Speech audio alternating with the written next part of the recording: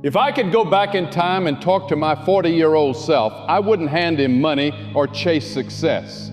I'd hand him a cup of coffee, look him in the eye and say, listen, the things you think matter today, most of them won't. But what you overlooked, that's what will shape the rest of your life.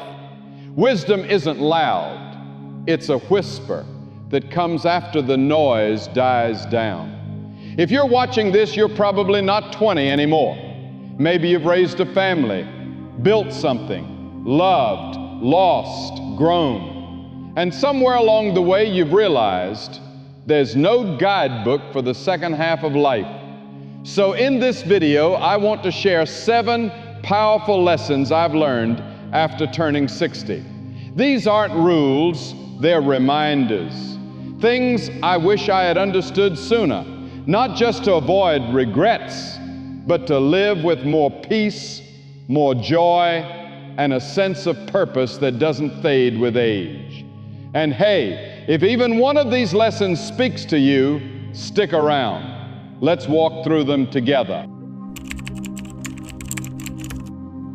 Lesson 1, time is the real wealth.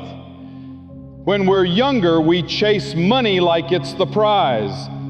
We trade hours for paychecks, miss dinners for deadlines, postpone joy for promotions, and sometimes we wear busy like a badge of honor. But then one day, maybe after a loss, a scare, or just the quiet moment, it hits you. Time was the real treasure all along. You can rebuild a business, earn back money, but you can't remake a moment. You can't relive your child's birthday or sit with your parents for one more hour. Once it's gone, it's gone. Most people spend the first half of life trading time for wealth. Then the second half, trying to spend wealth to buy back time. No one on their deathbed wishes they had worked more overtime. They wish they had shown up more. For the slow mornings, the quiet walks, the conversations that don't make headlines, but make memories. So ask yourself, are you just spending time or investing it? The clock's ticking either way. What's one thing you now value more than money? Share it in the comments. Let's remind each other what really matters. Lesson 2. Your health is your freedom. When I was younger, I thought health was about looking good. Abs, muscles, photos. But now I see it clearly. Health is freedom. It's the freedom to tie your shoes without pain, to carry your grandchild with ease, to climb stairs, remember birthdays, sleep deeply, and wake up feeling alive. You don't realize how precious that is until it starts slipping away. When every step takes effort, when notes replace memories, that's when it hits you. Health quietly holds up everything else.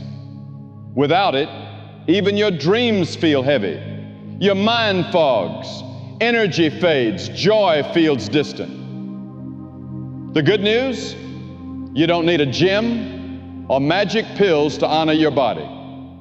Walk, stretch, dance to your favorite old song, eat real food, drink more water, rest when you need to. Every small choice today is a gift to your tomorrow self. Lesson 3, let people know you love them. I used to assume people just knew that my wife knew I loved her, that my kids knew I was proud. I figured I show up, I work hard, I provide. That's enough, right? But here's what I've learned. Love unspoken can feel like love unseen. Silence grows heavier with age. And the older we get, the more we realize time doesn't guarantee chances to say the things we carry in our hearts. Sometimes we think we'll have years, and then one phone call changes everything. I've lost people I thought I'd have longer with. And what haunts you most isn't what you said, it's what you didn't. So now, I say it. I say, I love you to my wife, even when we're just brushing our teeth. I tell my kids I'm proud of you, not just when they do something big, but for who they are every day. I call old friends, I write notes, I hug longer, I don't rush goodbyes, because love isn't just a feeling, it's a message. And messages need to be delivered clearly, often, while there's still time. You never know which I love you will be the last one they hear or the one they remember for the rest of their life. Tell me in the comments, who do you need to say, I love you to today? No fancy words, just truth, spoken from the heart. Lesson 4, don't carry old grudges. There was a time when I thought holding on to a grudge made me strong, like I was standing up for myself, not letting people walk all over me. But with time, I've learned something deeper. Grudges don't protect your heart, they poison it. The pain someone caused you, the words they said, the way they left, the things they never made right. It's real, and it matters. But when you carry it year after year, it starts to shape you in ways you can't even see. You become more guarded, more bitter, more distant from the joy that once came easy. And the worst part, most of the time, the person you're angry at doesn't even remember what they did, or they've moved on. Meanwhile, you're the one still drinking the poison, hoping they get sick.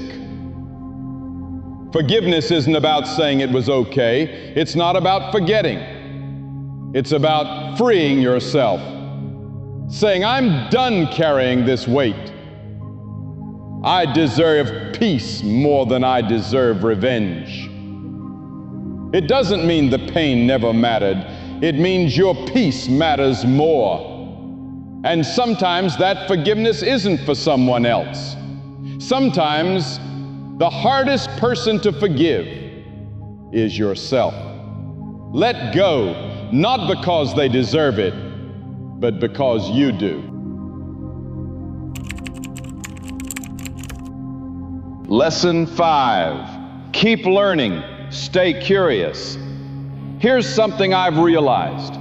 The people who age the best, the ones who stay sharp, lighthearted, and full of life, they all have one thing in common. They never stop learning. They stay curious.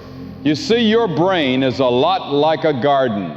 If you keep planting new ideas, feeding it with wonder and discovery, it grows. But if you leave it alone for too long, weeds take over. It gets stagnant. It shuts down. So learn something new, anything. Watch a documentary. Try out a recipe you've never made. Ask your grandkids to teach you how to use that new app. Pick up that guitar you put down 30 years ago. It's not about becoming an expert. It's about staying alive inside. Because the day you stop being curious, that's the day you start aging faster. Growth doesn't have an expiration date, and wisdom doesn't mean you've learned it all. It means you know there's always more. So keep asking questions. Keep exploring. The world is still full of things waiting to amaze you. Let your mind wander and see where it takes you. Lesson 6. Take that trip, make that call. There's this little lie we all fall for, that we'll do it later. Later we'll take that trip. Later we'll call that old friend. Later we'll visit that place we've always dreamed about. But later has a way of slipping through your fingers. The calendar fills up. People move away, and sometimes later never comes. I've missed chances because I waited for the perfect moment, for more money, more time, fewer responsibilities, but life doesn't always hand you ideal conditions. And I've learned this: the memory doesn't care if the timing was perfect. It only remembers that you showed up, that you went, that you picked up the phone and said, "Hey, I was just thinking about you." Some of the best moments of my life came from saying yes, even when it didn't feel convenient. So don't wait. Book the trip. Make the call. Say the thing. Take the picture, even if your hair's a mess or the house isn't clean.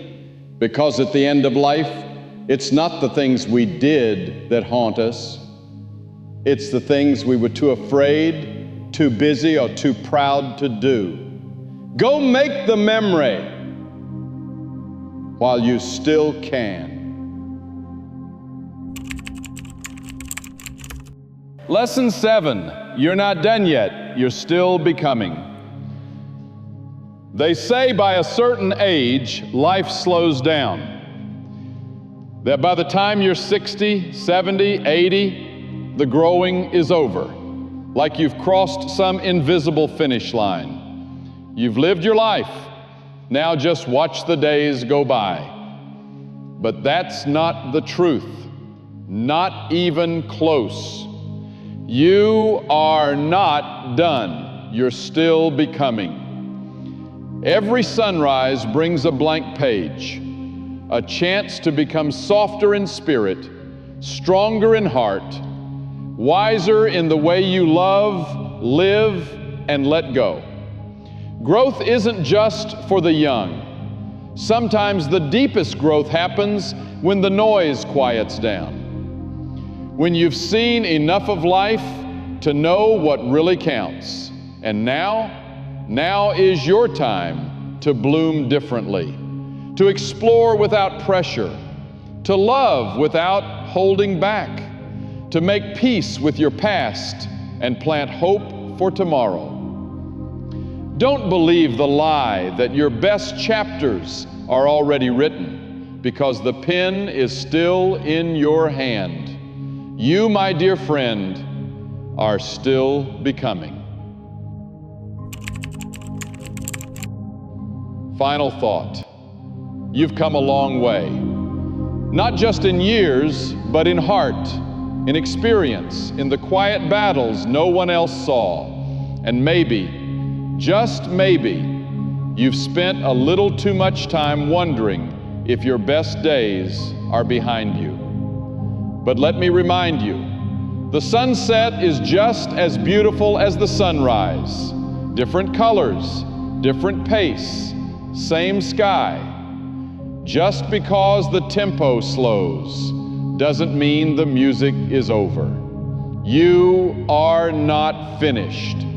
You are still becoming, and there are still chapters left to write. Still laughter to be had, still people to love, still dreams worth chasing, even if they look different now.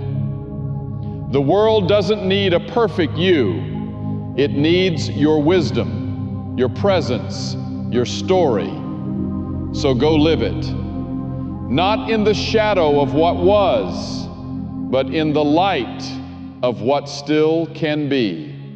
Because even now, especially now, your life matters more than you know.